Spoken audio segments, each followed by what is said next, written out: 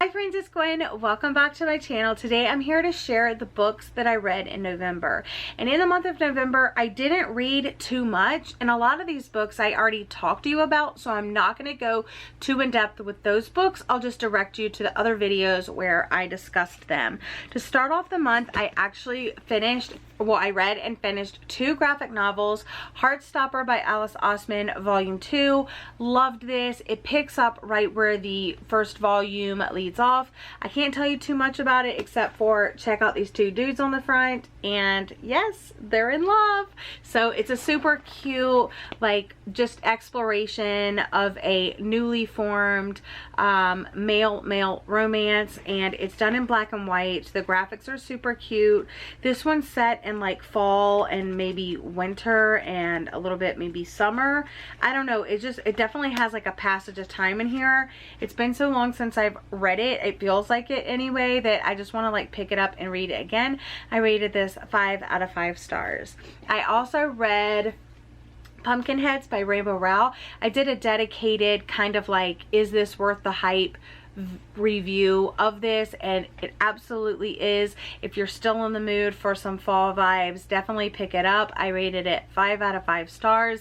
I loved the friendship, I loved the atmosphere, and just the overall storytelling. I read Dear Sweet Pea by Julie Murphy, and I did an entire reading vlog of this. It was like a great book to pick up after like several DNFs, and I just really enjoyed this cute middle grade story about our main character Sweet Pea, who is navigating her parents being divorced and working for her neighbor as like a go-between. She writes like an advice column, so Sweet Pea is the go-between. She recognizes the handwriting on one of the envelopes, and it just kind of goes from there. So I really did enjoy this. Did a reading vlog of when I was reading Colleen Cobble's Strands of Truth, and I talked about this, how it was okay, but it was just very slow in parts, and it was trying to do like too many things. I was talking a lot about the marine biology stuff and the pin shell research, but there's also like this like murder mystery aspect to things, and also like DNA tests and relatives and family, and there was also like a romance going on, and it was just kind of like all over the place. But I did do a full like reading vlog if you're interested in more of my in-depth thoughts. I picked up I did Buzzwordathon round number 5, where we read books with numbers or number words in the title. I picked up Tell Me 3 Things by Julie Buxbaum. I super enjoyed this. It was so fast paced. I read it in one day, and I rated it 5 stars. I know this is an older book. It's probably either you've already read it or it's been sitting on your TBR forever and you're wondering if you should get to it. Absolutely, yes, it was so good. And then the next book that I picked up for Buzzwordathon was Mr. Penumbrum's 24-Hour Bookstore by Robin Sloan. This is another one that you've probably either read or it's sitting on your TBR. Definitely pick it up. I rated this one 5 out of 5 stars as well. If you like books about books, then this one is definitely for you. It's about this wacky 24-hour bookstore that has books that you can purchase, but it also has like this separate area of books that only certain people can come in and borrow. And Clay, the new shopkeeper at the store, gets really intrigued on like what these books are and who these people are and so forth, and just down the rabbit hole you go. The last book that I read for Buzzwordathon was Twice in a Blue Moon by Christina Lauren. I didn't really enjoy this as much as I enjoyed Christina Lauren's other books. I think I rated this 3 out of 5 stars. The beginning was really cute. It starts like when they're teenagers and they meet the 2, like the love interests or whatever. It's Tate and Sam. So Tate and Sam meet like they're each on vacation in London, and they meet and they exchange secrets, and then it comes out that Sam kind of betrayed Tate and spilled some beans, and yeah, and then they bump into each other, I think like 14-15 years later, and you know, is there a second chance for this first love and things like that. It did pick up in the second half, but it was still rather slow during that part, and it didn't seem like anything new or different or exciting, but I really did like the scenes between the two main characters. The last two books that I read, I kind of want to compare them to each other because they're both adult romance stories, contemporary romance. The first one that I read is Get a Life, Chloe Brown by Talia Hibbert, and the next one I read is The Proposal by Jasmine Guillory. I rated Get a Life, Chloe Brown 5 stars, and I rated The Proposal 4 stars. So what I liked about Get a Life, Chloe Brown, which just FYI, I do not recommend the audiobooks for these.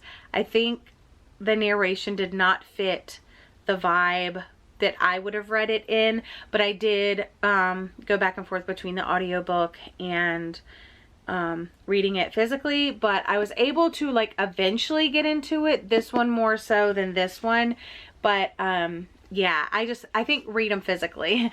Anyway, Get a Life, Chloe Brown is about our main character Chloe, who comes from an awesome family. She has several sisters and her mom and her auntie and stuff like that, but she deals with chronic illness and chronic pain, and because of that she just feels like she can't do so many things, and it really goes into her pain and what that does to her, like emotionally and physically, how she feels.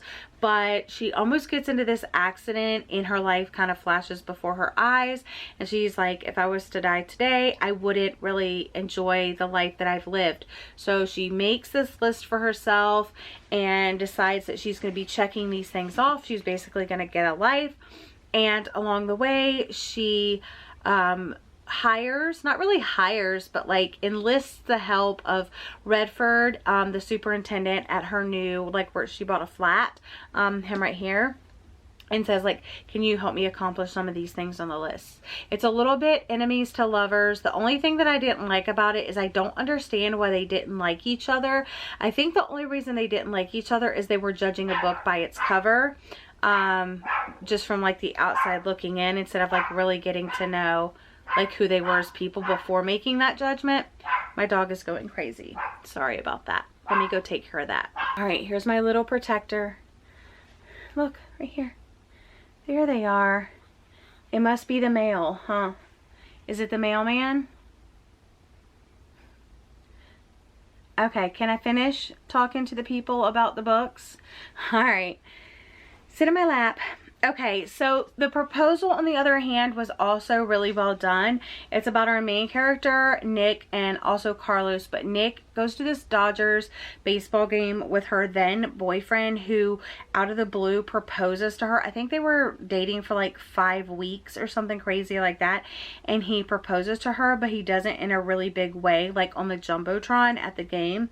And of course she says no, and then camera, like a film crew comes, and they were like getting all over Nick, and she's just trying to get out of there, and Carlos and his sister come to her rescue, and then to thank him, like they offer to give her a ride like out of the stadium and stuff, and as a thank you she's like, hey, let me buy you a drink. So he goes, him and his sister go with Nick to this bar and like hang out with her friends for a little bit.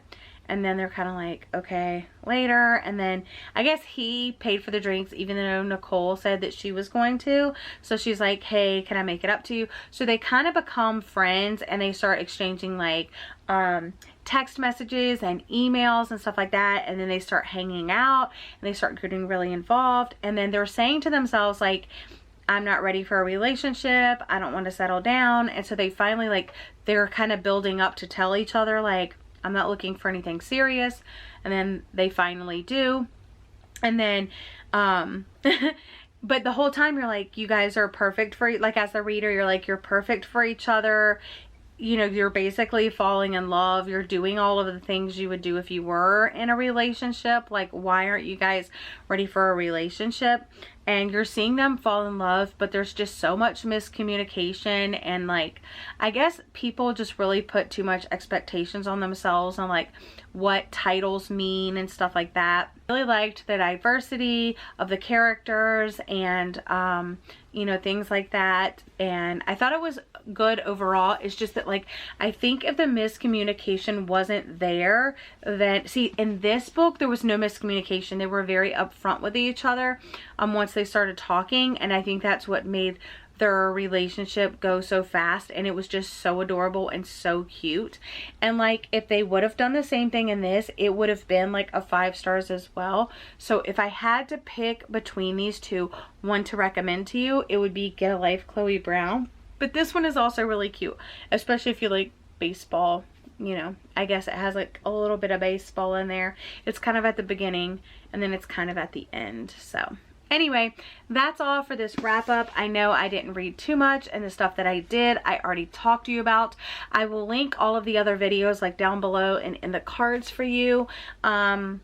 I don't have like massive plans for December because I'm just trying to make it through like 2 more weeks of work, and then I'm off for 2 weeks. So yeah, and I really just want it to be winter break. So I'm gonna go. I hope you guys had a great November reading month, and I know a lot of you guys are doing Vlogmas, and I think that's great. I'm not personally doing Vlogmas, so definitely don't look from that from me.